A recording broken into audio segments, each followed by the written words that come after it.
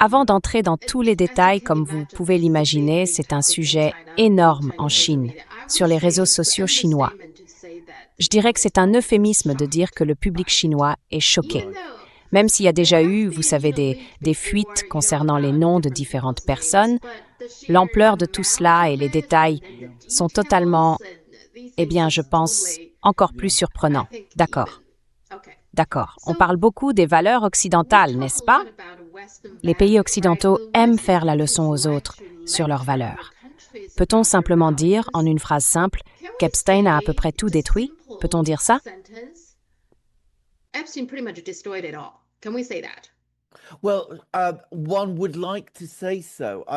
Eh bien, on aimerait pouvoir le dire. Je veux dire, ce que cela démontre, et ce n'est pas la première fois, c'est que lorsque les Occidentaux parlent de valeurs, ils parlent des valeurs qu'ils possèdent, qui s'appliquent aux autres, mais pas à eux-mêmes. Exactement. Et malheureusement, j'ai cessé d'espérer que les Occidentaux accepteront un jour cela. Ils ont cette conviction inébranlable qu'ils peuvent se comporter de manière aussi corrompue, immorale et scandaleuse qu'ils le souhaitent, tout en se croyant en droit de faire la leçon aux autres sur leurs soi-disant valeurs. Ce que je dirais cependant, c'est que bien sûr, nous, et certainement le peuple chinois, en regardant ce qui s'est passé avec l'affaire Epstein, n'avons pas besoin de perdre du temps à être impressionnés par cela. Tout est là, exposé sous leurs yeux. Et je comprends parfaitement pourquoi les gens en Chine en sont si choqués.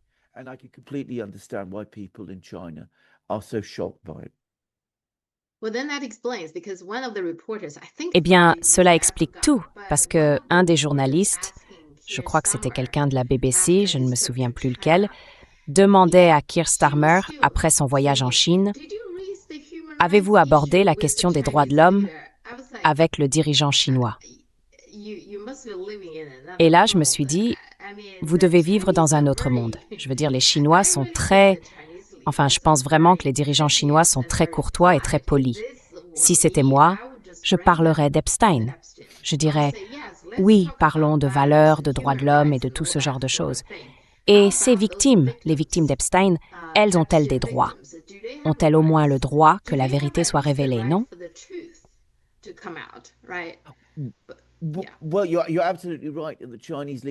Eh bien, vous avez tout à fait raison. Les dirigeants chinois sont extrêmement polis et très courtois. S'ils n'ont jamais réagi de cette manière, bien sûr, je ne le sais pas, je n'étais pas là. Mais je sais que Vladimir Poutine l'a fait à l'occasion. Je me souviens très clairement d'un épisode, lorsque les dirigeants occidentaux de l'Union européenne ont commencé à évoquer les droits de l'homme et à parler de la façon dont la police russe dispersait les manifestants. Et alors, bien sûr, Poutine avait toute une liste d'exemples. Il a dit « et les autres » et la punition de cette personne. Regardez ce qui s'est passé quand ces gens ont essayé de protester. Les forces anti-émeutes ont été lâchées sur eux, la violence, tout cela.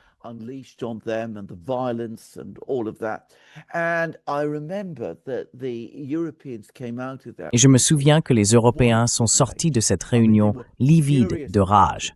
Je veux dire, ils étaient furieux à ce sujet. Pour eux, c'était un acte d'une extraordinaire. Eh bien, il y a une expression française, lèse-majesté, vous savez, le fait d'agir de manière discourtoise envers le roi, la personne au-dessus de vous. Qu'il ait évoqué les transgressions occidentales de cette manière était absolument inacceptable et ne faisait que prouver à quel point c'était, au fond, un homme mauvais et malfaisant. Donc, je me souviens très bien de cet incident. Je ne sais pas si Poutine a jamais réessayé depuis, et je ne sais pas ce que font les dirigeants chinois, mais ils ne réagissent pas bien du tout quand cela se produit.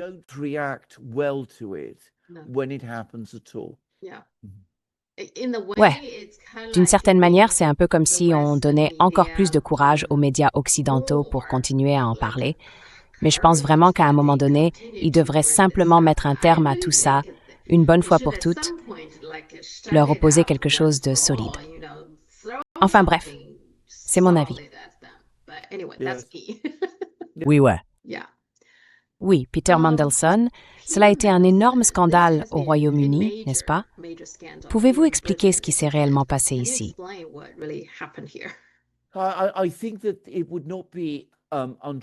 Je pense qu'il ne serait pas faux de dire, enfin, il serait juste de dire, pardon, je ne devrais pas utiliser de double négation, mais nous sommes devenus tellement habitués à un langage compliqué en Grande-Bretagne. Il serait juste de dire qu'au Royaume-Uni, le scandale Epstein est désormais le scandale Peter Mandelson. Peter Mandelson est peut-être la personnalité politique la plus durable de toute l'histoire politique britannique. Il est apparu comme une figure politique majeure au milieu des années 1980, à l'époque de Margaret Thatcher, il y a bien longtemps. Il a joué un rôle absolument central. Il a dirigé la campagne électorale travailliste de 1987, contribué à faire de Tony Blair le chef du Parti travailliste et servi dans de nombreux gouvernements britanniques. He served in many British governments. He was very close to the Conservative Prime Minister. Il était très proche du Premier ministre conservateur, David Cameron, et a joué un rôle majeur dans la conduite de la campagne du Remain, finalement infructueuse, lors du référendum sur le Brexit. Il a également été déterminant dans l'ascension de Keir Starmer à la tête du Parti travailliste, puis à son poste de Premier ministre. Il serait impossible de trouver une seule personne ayant été plus importante, plus influente, principalement dans les coulisses, dans la politique britannique au cours des 30 ou 40 dernières années, que Peter Mandelson. Et il s'avère qu'il était totalement et complètement corrompu. Je ne pense pas que ce soit une exagération. Il était fortement impliqué avec Epstein, mais ce n'est presque que le moindre de ses méfaits. Il dirigeait des réseaux, il transmettait des informations sur des décisions gouvernementales importantes, y compris des documents officiels, à Epstein et à d'autres personnes.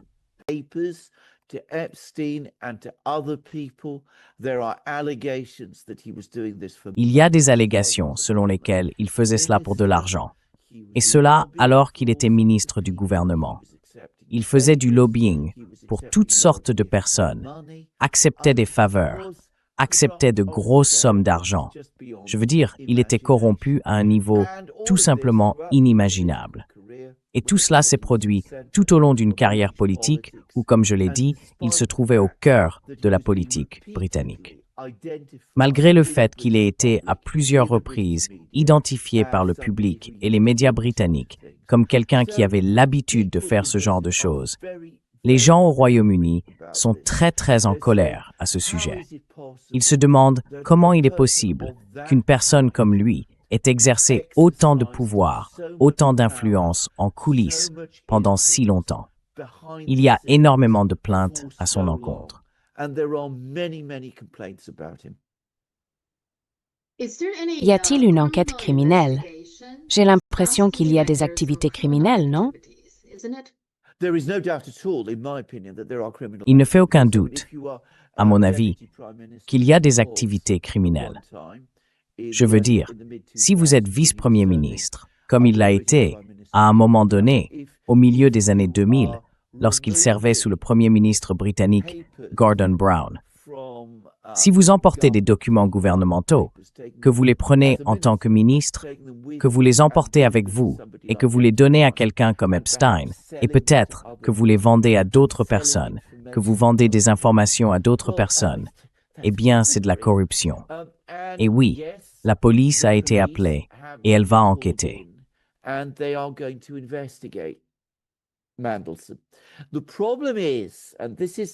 Le problème, c'est, et c'est là qu'il faut comprendre comment fonctionne la politique britannique, qu'il n'est pas enquêté pour trahison, comme certains le prétendent, ce qui pourrait être le cas dans certains pays. Il n'est pas non plus enquêté pour avoir divulgué des secrets officiels, même s'il les a peut-être partagés, mais ce n'est pas le crime dont on l'accuse. Il fait l'objet d'une enquête pour faute professionnelle. Or, la faute professionnelle est une infraction. C'est un crime en droit britannique, la faute dans l'exercice d'une fonction publique. Le problème, c'est qu'il existe tellement de moyens de défense et de critères à remplir pour obtenir une condamnation.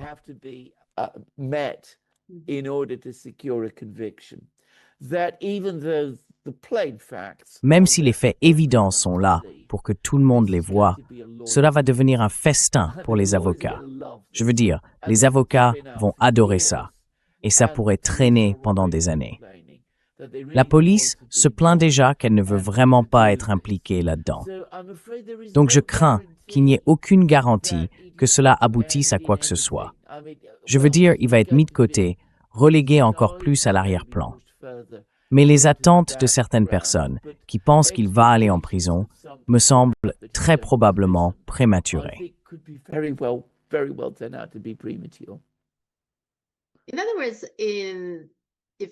En d'autres termes, si tu occupes une position élevée et que tu veux commettre un crime, tu as intérêt à le rendre très compliqué, non?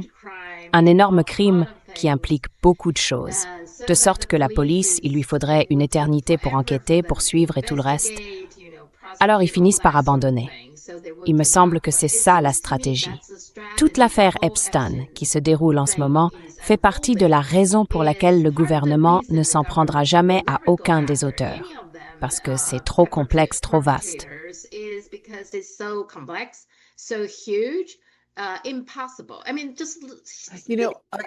Tu sais, en fait, je ne suis pas vraiment d'accord avec toi. Pour moi, c'est très simple. Il avait des documents, il les a volés, puis il les a vendus ou donnés à des personnes qui n'y avaient pas droit. À mes yeux, et je pense que c'est le cas pour la plupart des gens, c'est tout à fait clair. Ce qui rend la situation compliquée et très difficile, ce n'est pas ce qu'il a fait, mais le fait qu'il s'agisse de Peter Mandelson.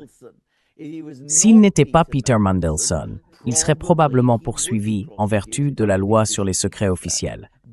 Mais à la place, on a requalifié cela en une infraction alternative très complexe de faute professionnelle.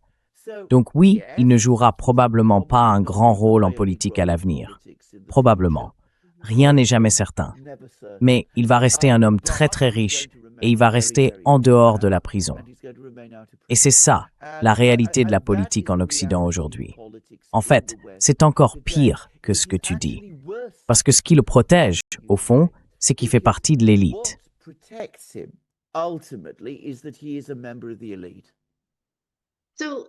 Le système juridique occidental est conçu de telle manière que s'ils veulent punir quelqu'un rapidement, ils le peuvent. Et s'ils veulent protéger quelqu'un, ils le peuvent aussi, n'est-ce pas? Exact. Exact. Il existe même une expression qui remonte aux anciens Grecs, mais qui a été popularisée en France. En Occident, la loi est comme une toile d'araignée. Elle peut attraper les petites mouches, mais elle ne retient pas les grosses. D'accord? Ouais. C'est d'ailleurs ce que les gens trouvent si choquant à propos de la Chine, à propos de Xi Jinping, que des hauts responsables soient arrêtés et réellement punis pour leurs méfaits. Je veux dire, c'est, vous savez, c'est barbare, c'est malfaisant, c'est monstrueux. Comment est-il possible qu'un pays puisse fonctionner de telle manière que les plus hauts dirigeants ne puissent pas voler de l'argent, accepter des pots de vin, être corrompus et s'en tirer? Je veux dire, quand on parle de la corruption en Chine par rapport à la corruption en Occident, c'est en réalité un très très bon moment pour faire une comparaison. Je crois que c'était la semaine dernière que nous avons parlé du cas de Zhang Yuxia, qui est un haut responsable, mais qui a maintenant de très sérieux ennuis en Chine.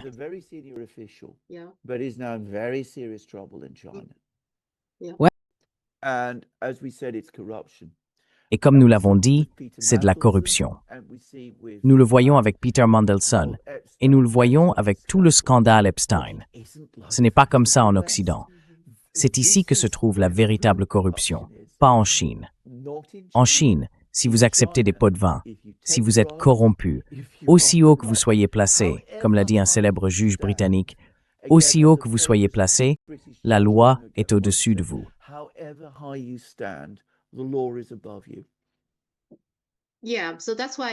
Oui, c'est pour ça qu'ils disent toujours « Ok, Xi Jinping fait ça pour atteindre ses ennemis politiques », n'est-ce pas?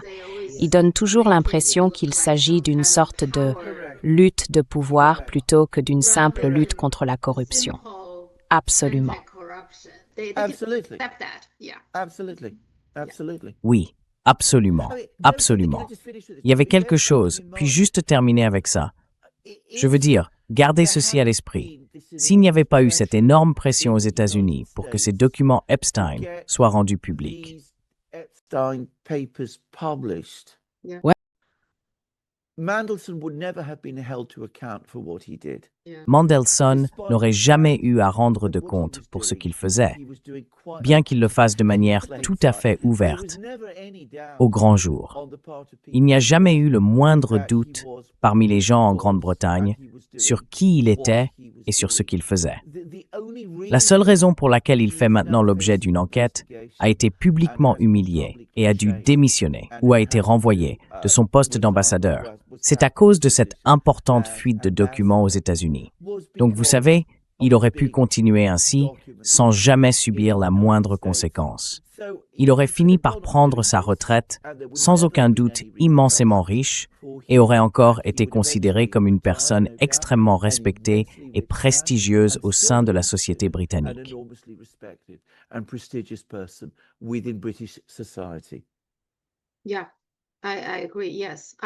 Oui, je suis d'accord. Je ne pense pas que le ministère de la Justice ait tout publié, au moins la moitié n'a toujours pas été rendue publique. Néanmoins, sur la base de ces quelques 3 millions de documents expurgés ici et là, nous avons quand même obtenu beaucoup d'informations. Nous voyons beaucoup de choses. Oui, c'est un miracle que nous soyons arrivés jusque-là, honnêtement. J'ai d'ailleurs fait une émission pour mon public chinois où j'ai tout passé en revue depuis 1996, lorsque Epstein a été signalé pour la première fois, jusqu'à ce qui s'est réellement passé. Je dois dire que ces victimes, un bon nombre d'entre elles, sont très courageuses. Ce sont elles qui ont insisté, persévéré, continué à se battre, et je pense qu'elles ont joué un grand rôle dans la révélation d'une partie de la vérité. Oui, c'est exact. Absolument. Maintenant, l'aspect de la famille royale dans tout ça, il y a tellement de choses absolument choquantes. Mais l'une d'elles, c'est justement la famille royale. J'ai toujours pensé que les familles royales européennes étaient, vous savez, des gens heureux, beaux, et c'est tout. Mais elles sont aussi impliquées non seulement du côté présidentiel, mais aussi la princesse héritière de Norvège.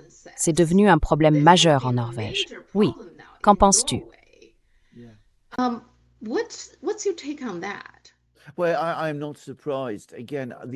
Eh bien, je ne suis pas surpris.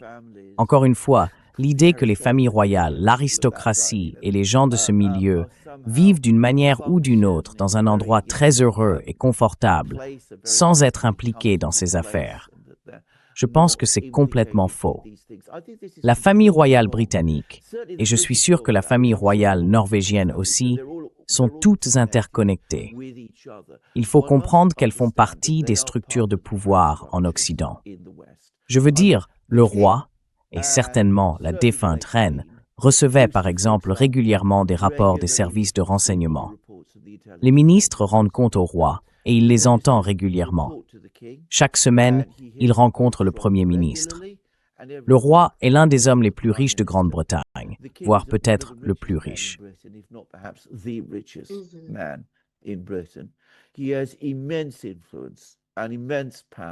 Il a une influence immense et un pouvoir immense, et il fait absolument partie de la structure du pouvoir britannique. Je suis sûr qu'il en va de même pour la Norvège, le roi là-bas. Enfin, je ne les connais pas très bien, évidemment. Donc, il ne faut pas considérer ces personnes comme de simples décorations, vous savez, comme ces petites figurines en sucre qu'on voit sur un gâteau. Ce n'est pas ça. Elles représentent bel et bien un certain degré de pouvoir. Et comme l'affaire Epstein le montre, le pouvoir en Occident ne s'exerce pas ouvertement. Nous n'exerçons pas le pouvoir uniquement à travers les élections et les processus que nous voyons publiquement. Ce qui se passe en coulisses, les manœuvres, les réseaux, les connexions, est tout aussi important. Et bien sûr, les familles royales, parce qu'elles sont si riches, si enracinées, et parce qu'elles sont toujours là, vont inévitablement jouer un rôle dans tout cela.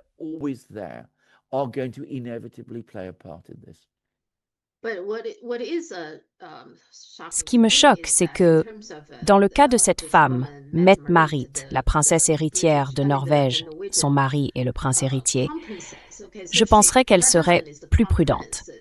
D'après l'email, elle a même cherché Epstein sur Google. Elle a dit « Je t'ai cherché sur Google et ça n'a pas l'air bon ».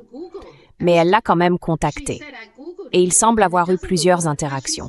Ils étaient amis, très proches, pour ne pas dire plus.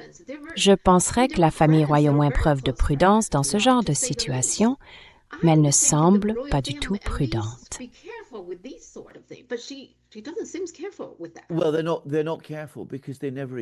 Eh bien, ils ne sont pas prudents parce qu'ils ne s'attendent jamais à être pris. C'est l'autre grand aspect de cette histoire. Je veux dire, encore une fois, souvenez-vous que si nous n'avions pas eu cette énorme fuite d'informations aux États-Unis, nous n'en saurions rien. Donc c'est exactement ça. Ils ne s'attendaient pas à être pris. Ils ne s'inquiètent pas, comme le reste d'entre nous pourrait le faire, en se disant que si nous envoyons des emails compromettants à quelqu'un comme Epstein, ceux-ci pourraient être enregistrés, utilisés et publiés contre nous à un moment donné.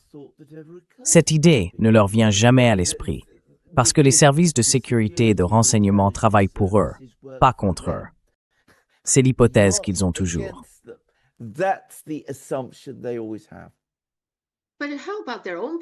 Mais qu'en est-il de leurs propres gens? Je veux dire, Sarah Ferguson, elle a emmené ses 2 adolescentes dîner avec Epstein juste après sa sortie de prison pour trafic sexuel de mineurs. À quoi pensait-elle?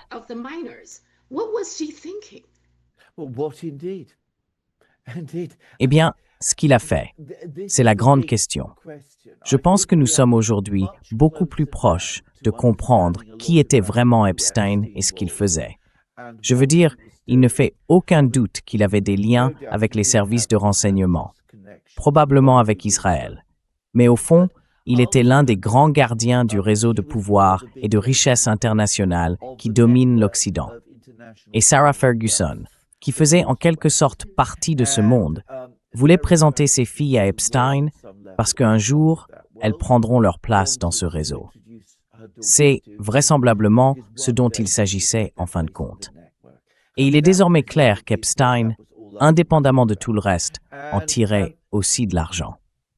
Je veux dire, il y a des rapports selon lesquels, je crois que c'était la famille Rothschild, lui aurait versé 25 millions de dollars pour certains services qu'il avait rendus.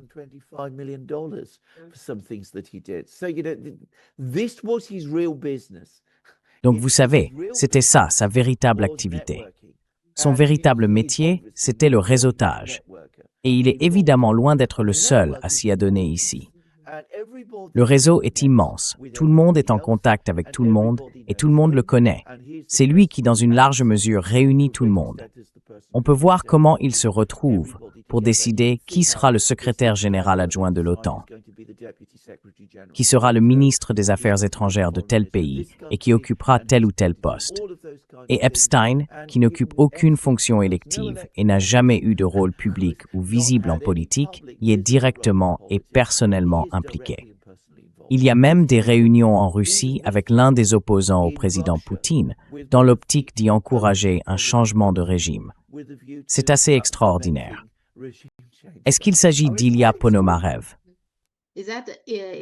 Ilya Ponomarev. Oui, d'accord. Et puis il a aussi conseillé Vitaly Churkin. Tu sais, l'ancien ambassadeur russe auprès de l'ONU. Non, oui, il est très impliqué dans l'affaire Russie-Ukraine. C'est incroyable. Et ce matin, j'ai vu qu'il avait eu des échanges avec Bill Burns, franchement, qui n'est pas impliqué avec lui en ce moment.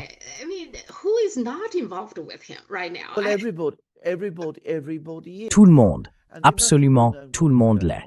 Et ils devaient tous savoir ce qui se passait. Ce qui fait fonctionner le système, ce réseau de corruption, c'est l'argent et le sexe. Très sordide et vraiment, vraiment laid. Je ne suis pas surpris que les gens en Chine en soient dégoûtés.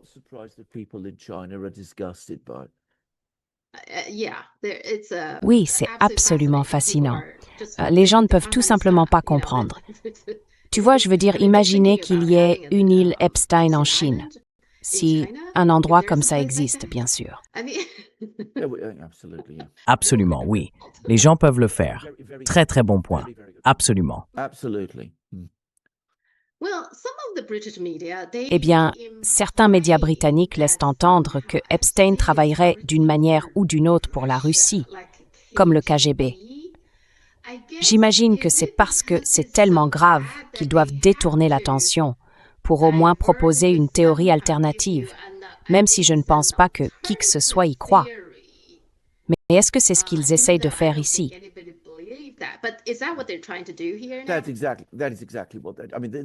C'est exactement ce que je veux dire.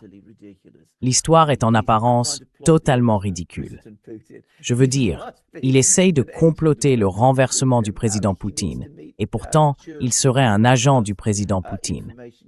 Il doit rencontrer Shurkin pour discuter des informations qu'il détient sur Donald Trump, même s'il est censé être un agent des Russes, et qu'il leur a vraisemblablement déjà transmis les informations qu'il possède sur Trump. C'est absolument absurde. C'est grotesque. Mais c'est une manière de détourner la conversation de ce que les élites occidentales ont fait pour la ramener vers l'ennemi traditionnel, à savoir le Kremlin et la Russie.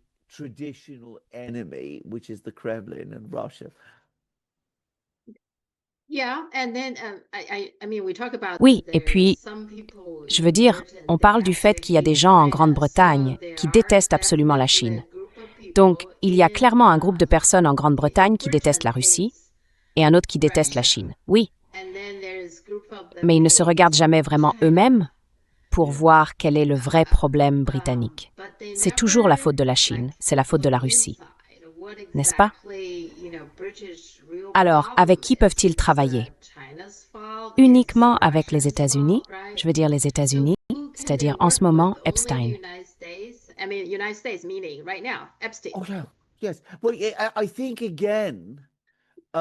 Oui. Eh bien, je pense, encore une fois, que les révélations sur Epstein ont mis en lumière la réalité de l'atlantisme, dans le sens où toutes ces personnes, ces réseaux, forment une seule et même communauté. En Europe, comme aux États-Unis, ils sont tous liés les uns aux autres. Ils se rencontrent, ils se fréquentent, ils se connaissent tous, ils vont faire les choses terribles qu'Epstein avait organisées pour eux. C'est donc une sorte d'immense, gigantesque opération de crime organisé à laquelle toutes ces personnes participent. Donc, cela ne s'effondrera ou ne se désagrégera jamais vraiment, car cela impliquerait un divorce, une séparation au sein de cette famille corrompue, si l'on peut dire.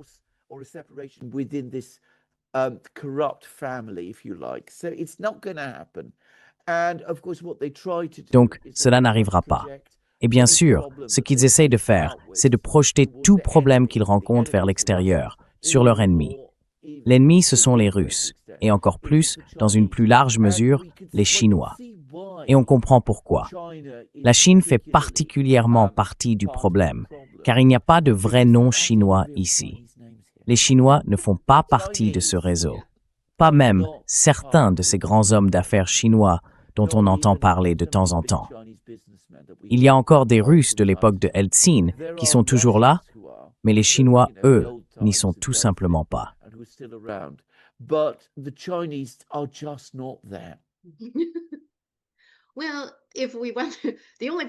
Eh bien, si on veut, la seule personne vaguement proche d'être chinoise, c'est le Dalai Lama. Il a été mentionné. Et bien sûr, même avant l'affaire Epstein, on sait qu'il est pédophile. C'est prouvé, non? Je veux dire, il y a quelques années, un rapport disait qu'il prononçait un discours lors d'une remise de diplôme dans une école de garçons et qu'il avait ouvertement demandé à un garçon de lui sucer la langue. Enfin, que faut-il de plus? Bon, donc, mais son nom figure sur la liste Epstein. Il a rencontré Epstein à cette époque. Certains disent même que c'est à ce moment-là que le Dalai Lama a reçu un Emmy ou quelque chose comme ça. Enfin, oui, donc ça montre bien... Bon, quelles autres personnes, d'accord.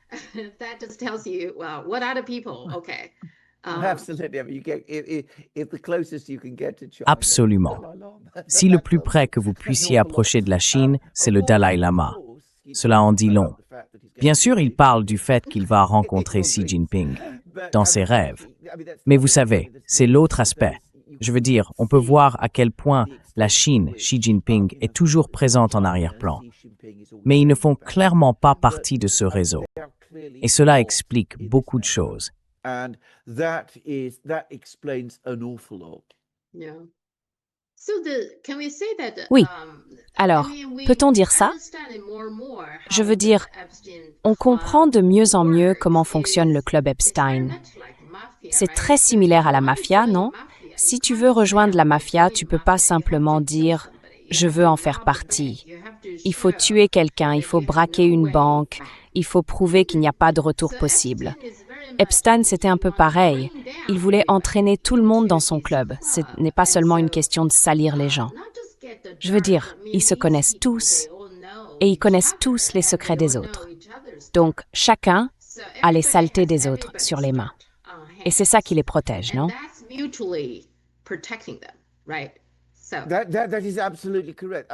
C'est tout à fait exact. Je veux dire, c'est exactement ainsi que fonctionnent les organisations criminelles et les sociétés corrompues. Si tout le monde est corrompu, cela crée un lien entre eux, un lien presque indestructible. C'est l'une des raisons pour lesquelles je n'ai jamais travaillé en Grèce d'ailleurs. Plus tôt dans ma vie, on m'a proposé un travail très lucratif là-bas, mais on m'a dit clairement que, dans le cadre de ce poste, je devrais accepter de l'argent versé en espèces dans des enveloppes. Et j'ai dit non. J'ai dit que je ne voulais pas vivre comme ça, que je ne voulais pas en faire partie. Et j'ai su à ce moment-là qu'il me serait impossible d'occuper un poste en Grèce. Alors j'ai dit non.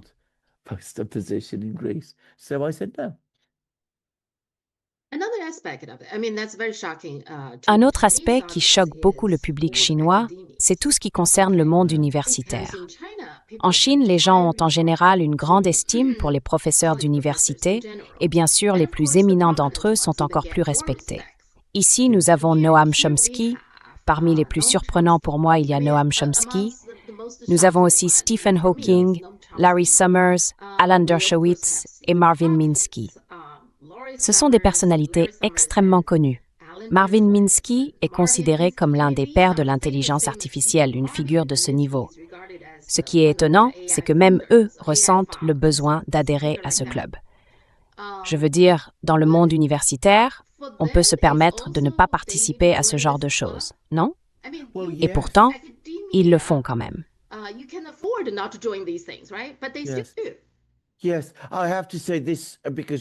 Oui, je dois le dire, car souvenez-vous, ma femme est universitaire. Cela nous a profondément choqués. Et Noam Chomsky, d'ailleurs, est quelqu'un que j'ai rencontré. Nous l'avons même interviewé une fois sur The Duran, il y a longtemps. Mais l'idée que Noam Chomsky puisse avoir quoi que ce soit à voir avec ce monde semble presque incroyable. Et pourtant, il semble que ce soit le cas. J'ai bien peur. Et c'est quelque chose que ma femme et moi avons remarqué de plus en plus au cours des 20 dernières années, en particulier, que l'époque où le monde universitaire fonctionnait séparément de tous ces autres groupes, où il s'agissait essentiellement d'une communauté de chercheurs qui se réunissaient, enseignaient aux étudiants et cherchaient la vérité. Ce qui avait alors une certaine réalité. Je veux dire, il y avait un peu de cela autrefois. Cette époque a complètement disparu.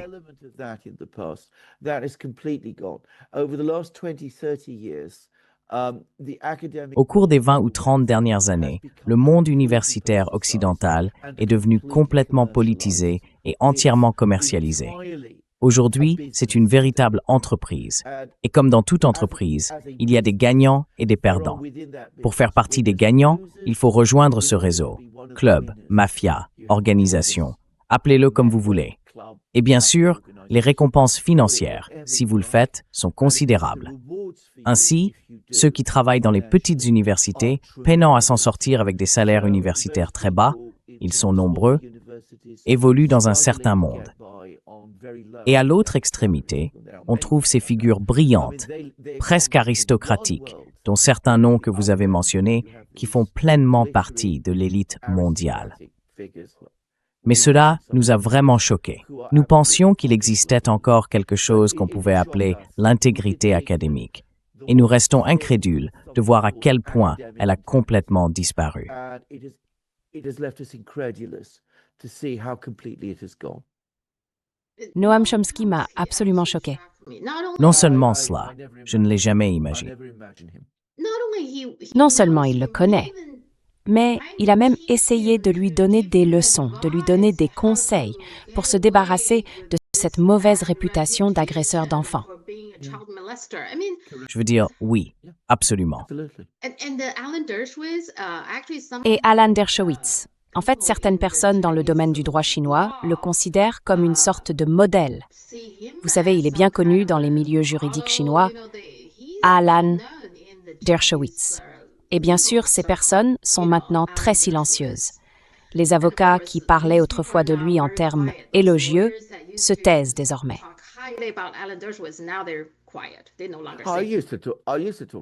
Ils ne se parlent plus. J'avais l'habitude de parler en termes élogieux d'Alan Dershowitz. Je le considère comme un avocat brillant, l'un des plus grands spécialistes du droit constitutionnel que je connaisse. J'ai de profondes divergences avec lui sur des questions politiques, mais j'ai toujours eu le plus grand respect pour lui en tant que juriste. Et moi aussi, je suis très choqué qu'il soit impliqué dans ce genre d'affaires. That he should be involved in this sort of thing. Non seulement il était impliqué dans cette affaire, ce que je déteste vraiment là-dedans, c'est qu'il ne s'est jamais, bien sûr, excusé ni n'a admis quoi que ce soit. Il a même essayé de poursuivre Virginia Giuffre, parce que c'est elle qui a révélé tout cela. Et maintenant, il affirme que Virginia Giuffre s'est rétractée. Virginia Giuffre ne s'est jamais rétractée. Voici ce qu'elle a dit, et il faut être très clair à ce sujet. Dans son livre, Virginia Giuffre a expliqué qu'elle avait fini par poursuivre Alan Dershowitz, puis qu'Alan Dershowitz l'avait poursuivi à son tour et qu'ils avaient finalement trouvé un accord. Tous deux ont publié une déclaration commune. Virginia Giuffre a déclaré « J'ai longtemps cru avoir été victime de trafic par Jeffrey Epstein au profit d'Alan Dershowitz. Cependant, j'étais très jeune à l'époque. C'était un environnement très stressant et traumatisant. Et M. Dershowitz a, depuis le début, toujours nié ces accusations. Je reconnais maintenant que j'ai peut-être commis une erreur en identifiant M. Dershowitz. Ce n'est pas une rétractation. Pour moi, ce n'est pas une rétractation. Non, je suis d'accord. Oui, je suis d'accord. Mais de toute façon, Dershowitz affirmerait qu'elle s'est rétractée. Yes. Oui. Président. Y a-t-il un président, je veux dire ceux qu'on n'a pas vus, semblent être Biden et Obama. Tous les autres, Bush père, Bush fils, bien sûr Clinton et Trump, ils sont tous impliqués. Non? Oui. Et quelqu'un a même dit que c'est peut-être une condition désormais, comme s'il fallait faire partie du club pour devenir président. Yes. Well, indeed, I think in Biden's case, Oui. I mean, Eh bien, en effet, je pense que dans le cas de Biden, il existe un réseau de corruption complètement différent, impliquant lui et son fils. Et il se pourrait très bien qu'à un moment donné, nous découvrions qu'ils se recoupent. Avec Obama, c'est très intéressant, car la seule chose que j'ai toujours dite à son sujet, c'est qu'il est extrêmement habile à être à la fois dans ce monde et en quelque sorte en dehors. On ne peut jamais vraiment le cerner. Il y a un personnage célèbre dans la littérature anglaise, un chat nommé Macavity, qui est un maître criminel, le plus criminel et le plus malfaisant de tous les chats. Mais il est incroyablement intelligent, le cerveau du crime.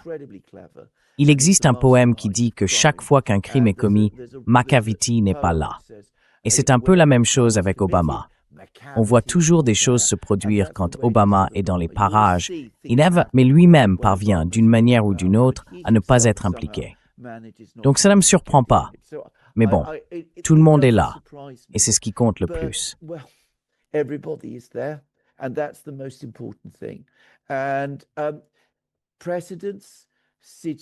Et les précédents, des situations où nous avons connu un monde de ce genre, la comparaison la plus proche qui me vienne à l'esprit est la France de la fin du XVIIIe siècle. La France à la veille de la Révolution française, lorsque la société était devenue profondément amorale et corrompue. Quand le marquis de Sade, vous le connaissez, écrivait ses livres ou fondait ses idées sur ses livres. Ce monde-là et celui que nous voyons aujourd'hui en Occident se ressemblent beaucoup. Il y a eu d'autres moments où les choses ont également pris cette tournure. Les années 1940 en Allemagne et en Italie. Là encore, les gens ne se rendent pas bien compte à quel point l'Allemagne nazie et l'Italie étaient profondément corrompues et dépravées à cette époque, surtout en Italie.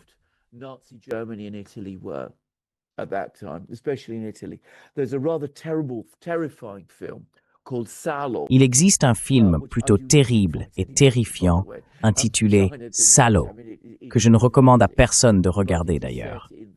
Je veux dire, c'est révoltant, mais l'action se déroule dans les dernières semaines de l'Italie fasciste, et cela donne une idée de ce que c'était. Il y a donc des précédents, il y a eu des moments dans l'histoire moderne où c'était ainsi. Mais, et c'est ce qu'il faut dire, quand cela se produit, c'est généralement le signe d'un système en déclin moral très très prononcé et proche de l'effondrement. Je veux dire, des systèmes comme celui-là ne sont pas viables.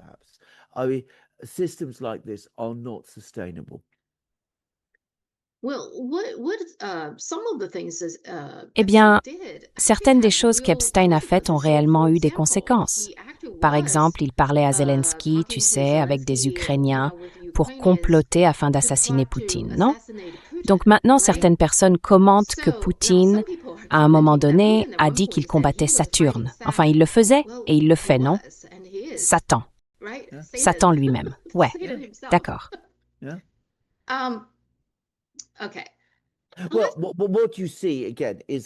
Ce que l'on voit encore une fois, c'est un effondrement total de toute retenue morale. Je veux dire la traite, le sexe, la violence, la corruption et le meurtre.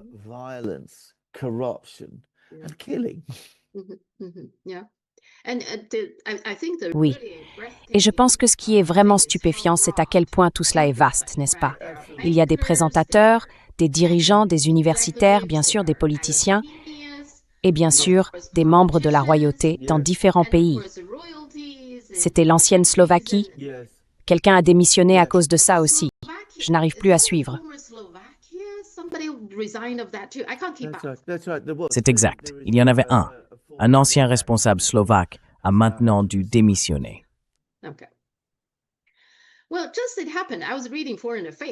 Eh bien, justement, je lisais Foreign Affairs. Il y avait un article intitulé « Le monde finira par regretter l'hypocrisie occidentale ».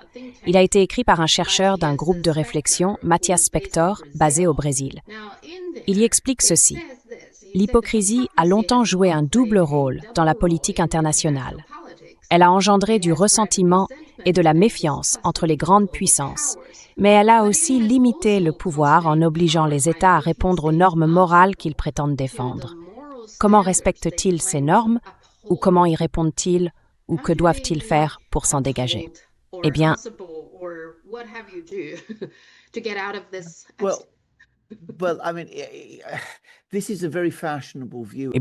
je veux dire, c'est une opinion très à la mode en ce moment, et je pense qu'elle se comprend.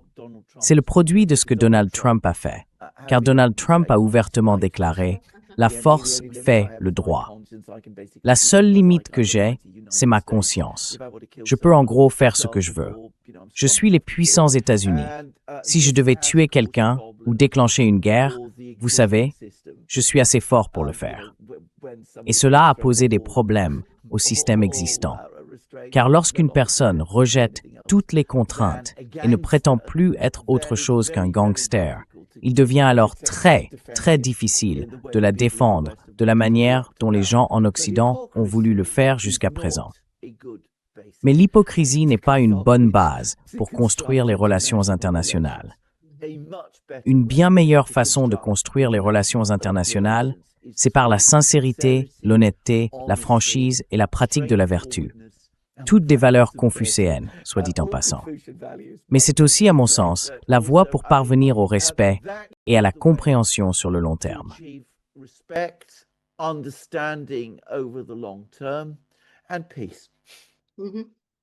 Et la paix. Mais au moins, on peut dire maintenant qu'il semble qu'avec Trump et bien sûr avec Epstein, l'Occident est à peu près admis qu'il a été pendant des années, comme l'a dit Carney, très hypocrite. Mais ils ont sciemment laissé faire, tu vois. Ils ont simplement accepté la situation, ils n'ont jamais essayé de la corriger. Et il semble qu'avec Epstein, c'est encore plus flagrant. Même s'ils essayent de maintenir les apparences, il est presque impossible désormais de continuer à être hypocrite. Ce n'est tout simplement plus faisable, à mon avis.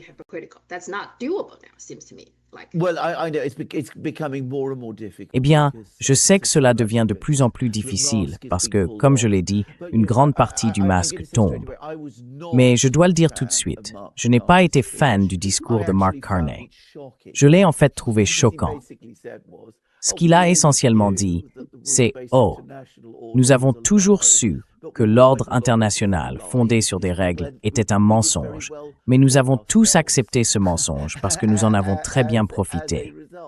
Maintenant que ce mensonge a échoué, nous devons inventer un tout nouveau mensonge que nous pourrons vendre au monde. » Je veux dire, tout le monde l'applaudit pour cela. Et pour moi, c'est un cynisme indicible et révoltant.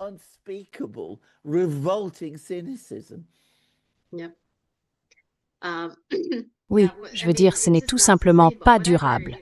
Tout ce qui a pu fonctionner pour l'Occident par le passé, tous ces vieux récits, je ne pense tout simplement plus que cela marche aujourd'hui. Bon, parlons de l'Iran. Dans le cadre de cette discussion, certains ont spéculé que Trump allait sûrement s'en prendre à l'Iran pour détourner l'attention. Mais il ne semble pas qu'il attaque l'Iran. Quelle est votre évaluation?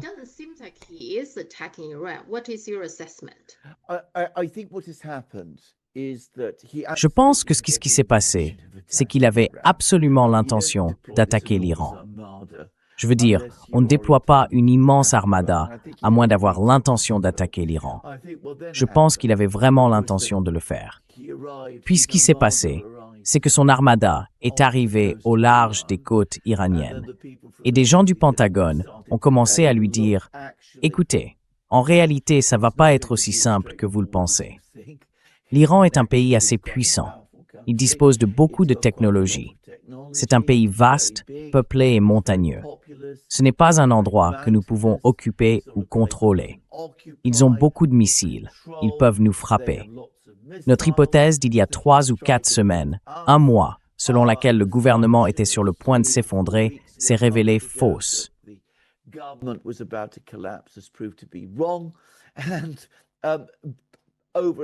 Et par-dessus tout cela, nous n'avons pas nos alliés avec nous.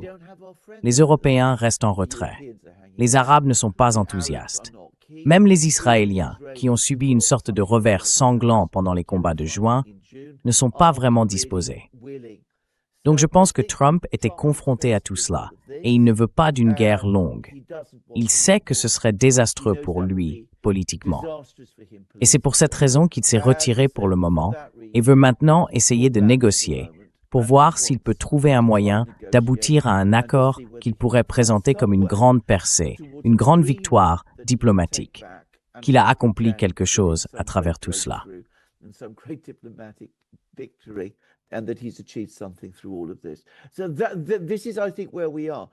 Donc, je pense que c'est là où nous en sommes, mais c'est très instable.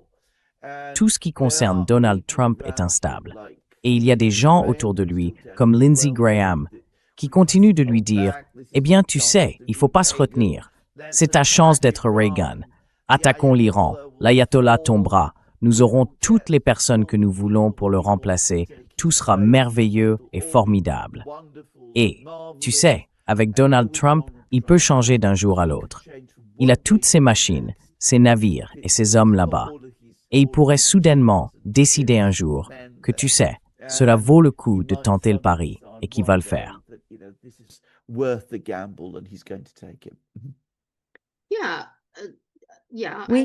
Oui, mais une chose, on dirait qu'il veut conclure un accord de contrôle nucléaire avec l'Iran. J'imagine que ce serait considéré comme une sorte de victoire pour lui s'il y parvient. Mais ils en avaient déjà un accord nucléaire avec Obama, non? Alors?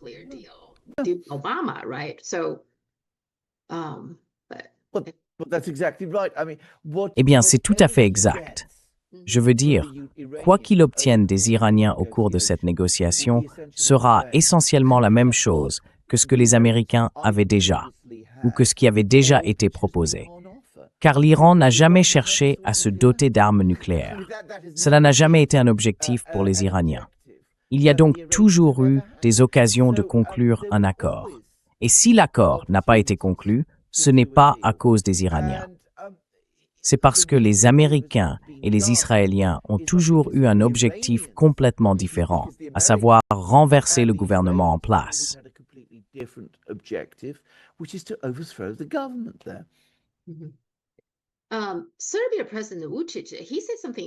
Le président serbe Vučić a dit quelque chose d'intéressant.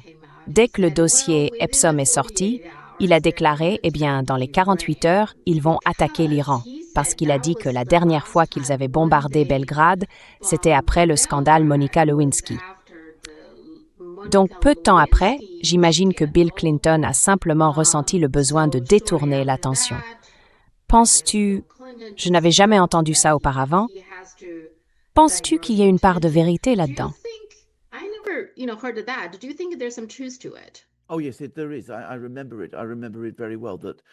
Oh oui, c'est vrai, je m'en souviens très bien. L'attaque contre la Yougoslavie était vraiment étroitement liée au scandale Monica Lewinsky. Et avant cela, alors même que le scandale prenait de l'ampleur, Clinton avait lancé des frappes contre l'Afghanistan et le Soudan et détruit une usine pharmaceutique au Soudan qui fournissait la majorité des médicaments à la population locale. C'était terrible. Et encore une fois, il était évident que cela avait été fait pour détourner l'attention de ses propres problèmes juridiques. Donc oui, ils font ce genre de choses. Je pense que si cela ne s'est pas produit cette fois-ci, c'est parce que Trump, pour le moment, a été moins directement impliqué dans ce scandale que d'autres. Je veux dire, tu sais, tant d'autres personnes ont été mises en cause. Mais aussi parce que, cette fois, le Pentagone, comme je l'ai dit, a opposé une résistance bien plus ferme qu'il ne l'avait fait avant la Yougoslavie.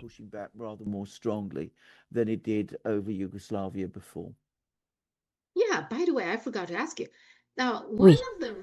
Au fait, j'ai oublié de te demander, l'une des raisons pour lesquelles je pense que Bill Gates était si proche d'Epstein, c'est qu'il voulait un prix Nobel de la paix.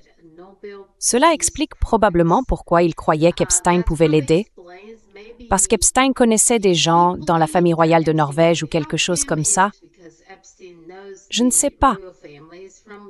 Mais d'où vient cette obsession pour le prix Nobel de la paix?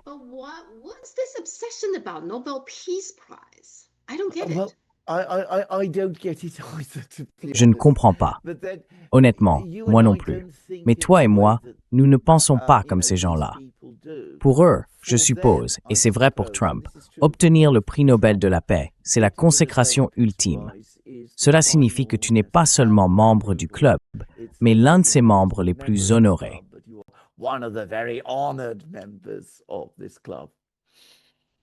Le Dalai Lama a reçu le prix Nobel de la paix. Absolument. Ouais, ça en dit long, non? Ouais. Et ensuite, ils ne retirent pas le prix. Une fois qu'il est attribué, ils ne le reprennent pas. Apparemment, c'est pas autorisé ou quelque chose comme ça. Si c'est le cas, tu peux être une personne éprise de paix, et puis une fois que tu l'as reçu, tu peux te transformer en Hitler. C'est ça l'idée. Eh bien oui. Je devrais dire que dans les années 30, il y a apparemment eu des propositions sérieuses pour que Hitler reçoive le prix Nobel de la paix. Je n'invente rien d'ailleurs.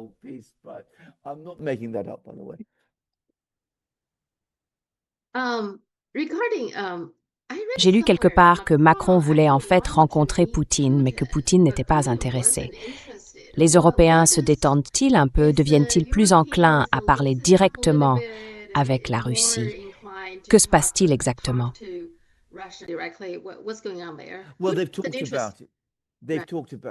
Eh bien, ils en ont parlé. Ils en ont parlé, mais les exigences qu'ils imposent aux Russes restent si extrêmes qu'il est à peine concevable que des négociations d'une quelconque utilité puissent avoir lieu.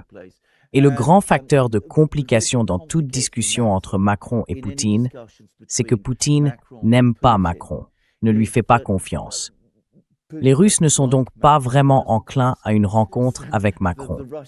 Si quelqu'un d'autre, une personne sérieuse, était désigné par les Européens pour négocier avec les Russes, et se rendait à Moscou avec une proposition sérieuse, les Russes l'envisageraient. Mais Macron n'est pas la personne pour cela. En Chine, on a vu comment il est. Vous savez, il dit une chose un jour et quelque chose de complètement différent le lendemain. C'est pas quelqu'un en qui on peut avoir confiance. Ouais, il sert à rien. Il ressemble beaucoup à Trump. On ne peut pas lui faire confiance. Oui, exactement. Oui, Shoigu a fait une très courte visite en Chine, à peine une journée. Il a parlé avec Wang Yi. De quoi parlait-il? Eh bien, je ne sais pas si c'est exactement de cela qu'il parlait, mais l'histoire en Russie est que cela concernait les armes stratégiques. Aujourd'hui, le traité New START arrive à expiration et il n'y a aucun traité de limitation des armements pour le remplacer. Les Russes sont très inquiets qu'une course aux armements incontrôlés ne s'engage. Ils craignent également qu'il ne semble y avoir aucun réel intérêt pour ce sujet du côté américain. Je pense donc que les Russes estiment devoir discuter de tout cela avec la Chine, car la Chine est désormais si importante dans le monde. Enfin, je veux dire, ils ne vont pas suggérer d'ailleurs que la Chine prenne l'initiative de négociation. Ce n'est pas leur intention.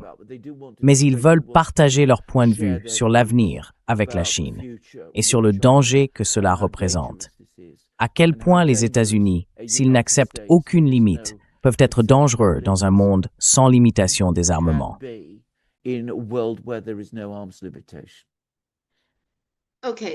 D'accord, donc il a expiré aujourd'hui, ce qui signifie qu'il n'y aura plus d'accord de contrôle des armements en vigueur à partir de demain. À partir de demain, et pas seulement cela, il n'y aura plus de négociations sur les limites des armes stratégiques. Je me suis renseigné ce matin, les négociations entre les puissances occidentales et l'Union soviétique sur la limitation des armes nucléaires ont commencé en 1958. Ainsi, pour la première fois depuis cette date, nous n'avons ni traité pour limiter les armes nucléaires, ni négociation pour en créer.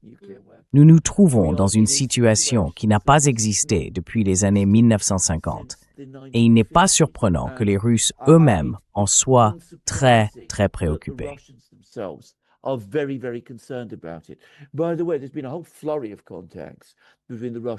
Au fait, il y a eu toute une série de contacts entre les Russes et les Chinois au cours des dernières 24 à 48 heures. Shoigu s'est rendu à Pékin.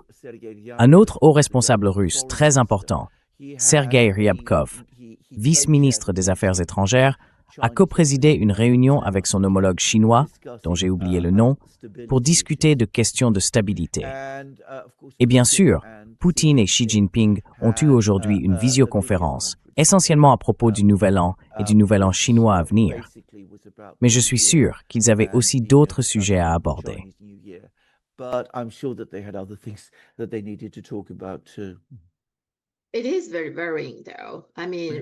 C'est très inquiétant pourtant. Je veux dire, en ce moment, il n'y a rien en place et comme tu l'as dit, même pas de négociation. Maintenant, Trump, à un moment donné, je crois qu'il a essayé de faire venir la Chine à la table des négociations. Et la Chine a résisté jusqu'à présent parce que si l'on regarde les ogives nucléaires, les Russes et les États-Unis en ont bien plus. Tous deux en ont bien plus que la Chine. Donc si l'on veut que la Chine cesse d'en produire, pour elle, ce serait un désavantage.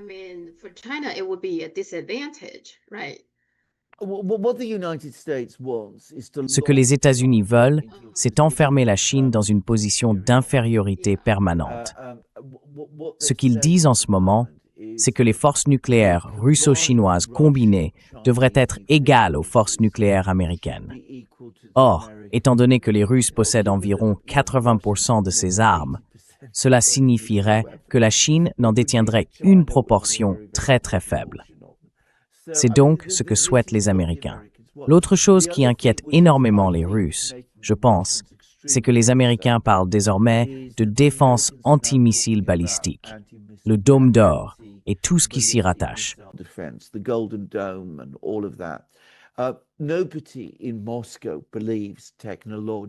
Personne à Moscou ne croit que cela soit technologiquement possible. Tous pensent que les systèmes de défense dont parlent les Américains ne valent rien et ne sont qu'une opération destinée à faire de l'argent.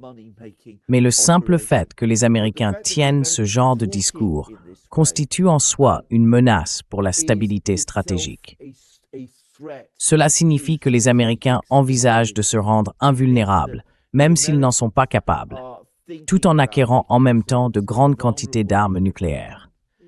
Ainsi, les Russes perçoivent tous ces mouvements du côté américain comme extrêmement agressifs et très très dangereux.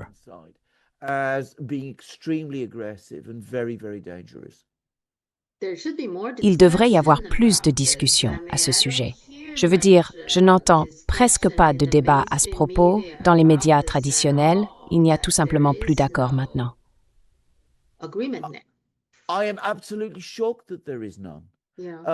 Je suis absolument choqué qu'il n'y en ait aucun. Sophia, si tu m'avais demandé, disons en 1980, en 1985 ou en 1990, à quoi ressemblerait le monde si tous les traités de contrôle des armements s'effondraient, je pense que les gens à travers l'Occident auraient été horrifiés. Cela aurait fait la une des journaux. Les gens auraient été très très inquiets. Et maintenant, personne n'en parle, personne ne s'en inquiète.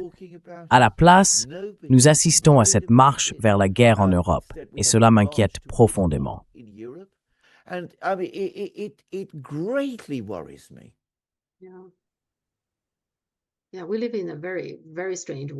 Oui, je pense que nous vivons dans un monde vraiment très étrange. Encore quelques points. Trump dit maintenant qu'il accueille favorablement un investissement conjoint de la Chine et de l'Inde. Je croyais que toute l'idée, quand il avait pris le pétrole, c'était qu'il ne voulait pas que la Chine ait quoi que ce soit à voir avec ça. Donc maintenant, il a changé d'avis.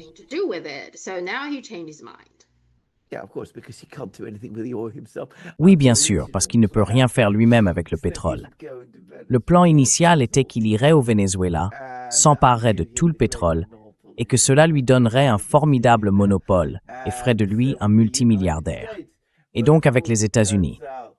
Mais bien sûr, il s'avère qu'on ne peut pas vraiment exploiter le pétrole au Venezuela, et que le gouvernement vénézuélien n'est pas aussi docile qu'il l'imaginait. Alors, évidemment, que fait-il? Il fait appel à la Chine et à l'Inde pour obtenir de l'aide.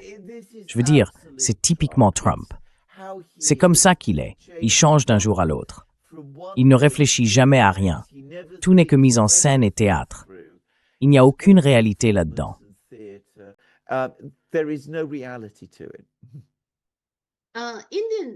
L'Inde semble effectivement avoir accepté de signer un accord tarifaire avec les États-Unis. L'Inde va-t-elle cesser d'acheter du pétrole russe?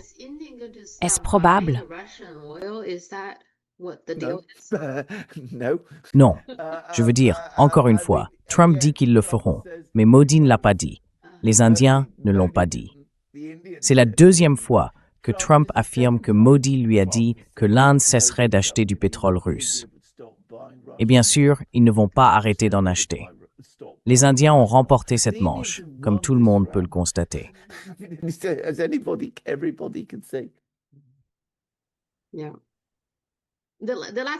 Oui, la dernière chose, c'est TikTok. Bien sûr, qui est censé appartenir désormais aux Américains, mais il y a énormément de gens qui l'ont désinstallé, une augmentation d'environ 150%.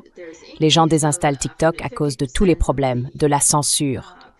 Mais j'ai aussi remarqué que certains contenus qu'ils me proposent sont vraiment anciens, datant d'il y a 6 mois par exemple. Je ne sais pas, il y a quelque chose qui ne va pas avec l'algorithme. Ça ne fonctionne tout simplement pas vraiment.